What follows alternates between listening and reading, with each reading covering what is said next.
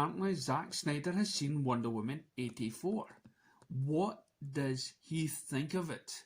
As many know by now, Zack Snyder has been busy working on his version of Justice League, but he doesn't seem to be holding back from getting a chance to see superhero movies before everyone, including his much anticipated Wonder Woman 84, and you better believe he shared his thoughts. Well, of course, as you know, the producer, Zack Snyder, set Wonder Woman's first appearance in the DCU in Dawn of Justice, so he knows a thing or two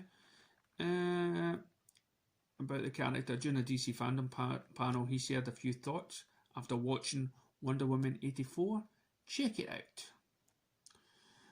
Thanks, gal. I can't wait for fans to see you in Wonder Woman 84, which is an amazing movie.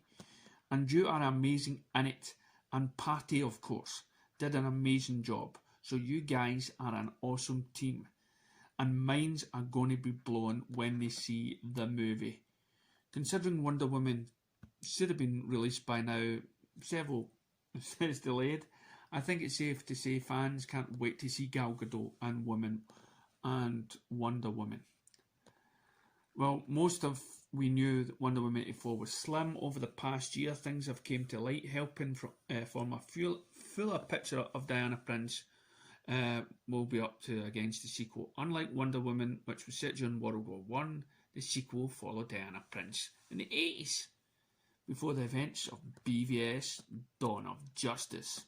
Since going from World War I to the 80s, it's a big leap in time. You can rest assured that Wonder Woman will be addressed.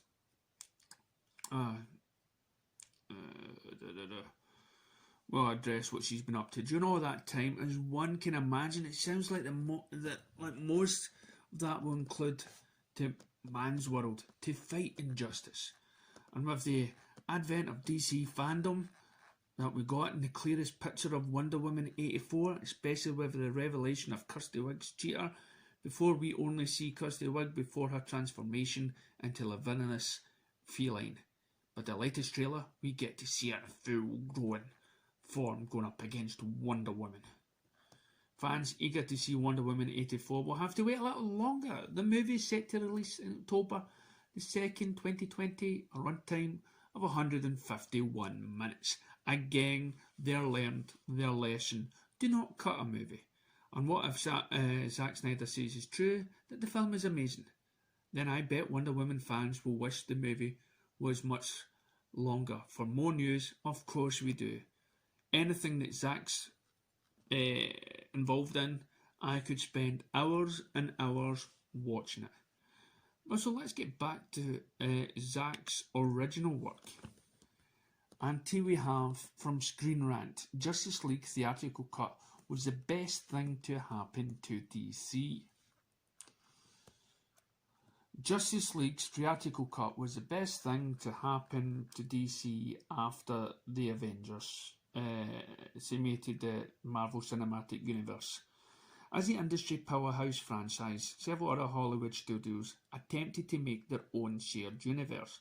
Naturally, Warner Brothers looked to take full advantage of the popular DC Comics properties by launching what's become known as the DC Extended Universe. Am I getting a sense of a history lesson here? Simon Adler, yep, a history lesson. The idea of Justice League would be Warner Brothers' answers to the Avengers, serving as a springboard. Yeah, but then, unfortunately for Warner Brothers, it didn't take long for their best intended plans to fall apart, like so many other MCU copycats that came up short of their goals rather than being the crown jewel of the movie slate. Justice League was a failure that ended the original DC universe before it began, because it shouldn't have copied it. It should have stood their ground. I don't even think the Marvel formula works all that well unless you're over 10 years old and you like really cheesy jokes. However, it didn't take long for Warner Brothers to bounce back. Next two films come out after Justice League with Aquaman and Shazam, both with a Marvel kind of formula, I would say. both of which were well received box office hits that set the stage for the studio completely changed their strategy moving forward, and it's because they had that one very big setback. Justice League Theatrical Cut was a culmination of the DCU's failure. Even before Justice League, the DCU was in an uneven place. A majority of the installments, including Zack Snyder's Man of Steel, BVS, Dawn of Justice, earned mixed to negative reviews. Mixed to positive reviews, I would think so, and polarised audience. While the film definitely had their fair share of support, only Wonder Woman could be considered a bona fide critical and commercial success. A common critique was that Warner Brothers was rushing their shared universe in order to catch up to Marvel, which was already in the midst of Phase 2 and had established multiple characters across standalone ensemble movies. Listen, I'm not going to read the end of this. Justice League, they didn't need to do catch up. Even John Campea said that DC could catch up by these two movies if done correctly. But what they did was they cut BVS and they cut and they cut and they cut Justice League. And people are now and I just introduced someone to Man of Steel and BVS who thought, Man of Steel was like Christopher Reeves, but when he watched it, he was surprised. I told him about BVS. People are rediscovering it. People are sickened of what the Marvel movies put out there. They want something fresh, something new. These DC movies were ahead of its time. And people were just too much saturated with Marvel that if anything didn't seem to have the Marvel formula, it was deemed as a failure. Even though they were screaming up for something fresh and new, Marvel never delivered anything fresh and new. It was the same formula in every movie. If the DCU was already struggling to meet expectations prior to Justice League, the movie is when it all fell apart. In a misguided effort to course correct the franchise and embrace Marvel's more light-hearted approach. Let's take this again. Marvel's more light-hearted approach. Justice League Theatrical Cut was completely altered, with Joss Whedon overseeing substantial rewrites and reshoots. Not only did the movie fail to win the DCU any new fans, it also alienated those who did enjoy Snyder's approach and were eager to see the director realise his ultimate vision for DC superheroes. The end result was a Frankenstein monster of a film that was panned critically and flopped at the box office. It became clear that Warner Bros.' initial plan from 2014 was not going to come to fruition, and changes had to be made.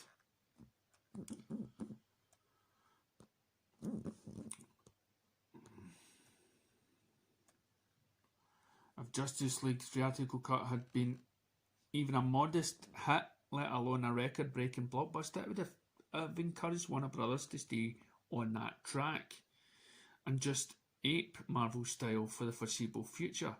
Justice League becoming a disaster served as a wake-up call for the studio, making it clear that they needed to reevaluate things quickly. Warner Brothers' focus shifted to crafting quality solo movies that could stand on their own merits, rather than trying to make an interconnected shared universe happen. This traditional model is one Warner Brothers has success before with comic book adaptations, Superman, the movie, The Dark Knight, etc., and is far more feasible approach in the years since the first Avengers movie. Marvel emerged as the exception rather than the rule. Shared universes fail more often than not. Movies like Aquaman and Shazam were already on the way when Justice League came out. Warner Brothers readjusted its strategy to get more creative. This was more apparent in Joker, which was noteworthy for taking place in its own continuity. Even though Jared Leto was the DCU's Joker, Warner Brothers move forward with gritty R-rated take on the character starring Joaquin Phoenix, who won an Oscar for his performance. Its haul of $1 billion worldwide proved there was value in scaling things back a bit. Joker is more Taxi Driver or King of Comedy than a normal comic book movie. It's a type of film Marvel can't make. The fact that Joker was even greenlit was a sign that Warner Brothers realised they could find their niche as the anti-Marvel instead of being Marvel 2.0. Nobody's denying the unbelievable success of the MCU's had over the past decade, but it's arguably limiting for another studio to feel a shared universe is the only thing they can do with comic book properties. And now Warner Brothers has wholly embraced the potential.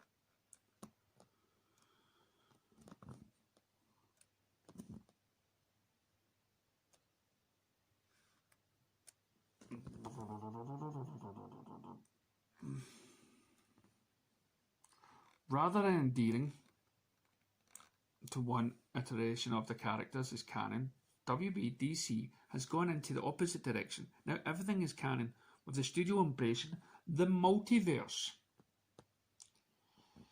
concept. This is obviously most apparent in The Flash, which sees both Michael Keaton and Ben Affleck reprise their Batman roles, but it's evident in other productions as well. The Batman is set in a separate movie universe. Doesn't matter if James Gunn's The Suicide Squad is a direct sequel to Suicide Squad or not. All the projects WB showcased at DC Fandom had a unique tone and feel, combining to create a varied lineup that should appeal to wide-range moviegoers. Viewers are already excited to see these films, based on what little information is available. If Justice League's theatrical cut was a culmination of the DC's failures, the Snyder cut is a culmination of Warner Brothers' new approach. Rather than being positioned as a linchpin in a definitive canon that can make or break a franchise, the Snyder cut is merely a cog in the larger DCU multiverse. It's easier for viewers to accept it as the Elseworld story. And as because it's existing alongside so many other DC-related movies and TV shows. The same year, audiences can see Ben Affleck's Batman in the Snyder Cut. They'll meet Robert Pattinson's Batman for the first time. That demonstrates a newfound confidence and comfort Warner Brothers has as they forge their own path in the genre. One of the most appealing aspects of comic book characters is that there are so many iterations of each hero, which I've been saying so long. They've consistently gone through evolution, and every fan has their favourite. It's intriguing. The movies are finally moving towards that. And without Justice League theatrical cut failing, Warner Brothers may never have gone in that direction.